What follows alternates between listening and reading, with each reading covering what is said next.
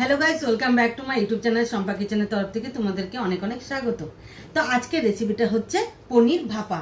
তো কিভাবে বানাবো তো চলো দেখাই। তো এই রেসিপিটার জন্য আমার কি কি লাগবে নিয়েছি আমি নারকেল আর পোস্ত, টক দই, সাদা সর্ষে আর চেরা কাঁচা লঙ্কা, চিনি, লবণ আর নিয়েছি কাঁচা লঙ্কা। তো এখানে আমি পিস পিস করে কেটে রেখেছি পনির। তো পেস্ট করে নেব। আমি সব নিয়েছি নারকেল, পোস্ত, টক দই,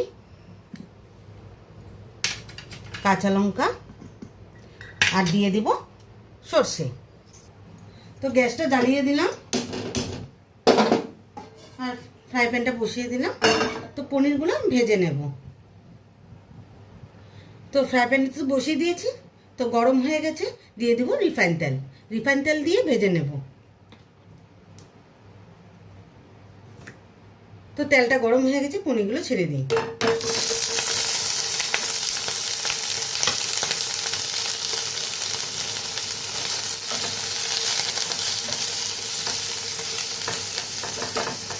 একটু ভাজা ভাজা হয়ে গেলে নামিয়ে নেব।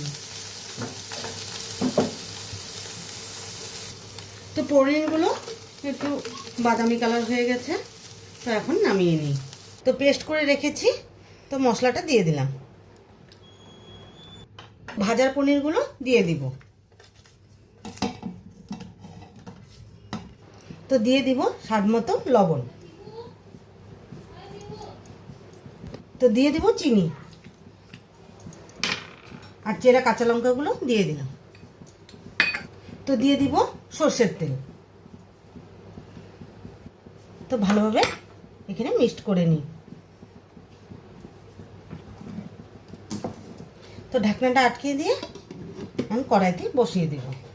তো কড়াইটা বসিয়ে দিয়েছি, স্ট্যান্ডটাও দিয়ে দিয়েছি, জলও দিয়ে দিয়েছি। তো দিয়ে দিলাম। এখন ঢেকে রাখবো 15 থেকে 20 মিনিট আমি রেখে দেব। তো হাই থেকে মিডিয়াম ফ্লেমে রেখে দেব। ঢাকনাটা উঠিয়ে দিই। তো আমি 20 মিনিট রেখে দিয়েছি। তো এখন নামিয়ে তোমাদেরকে দেখাচ্ছি। তো ঢাকনাটা উঠিয়ে তোমাদেরকে দেখাচ্ছি।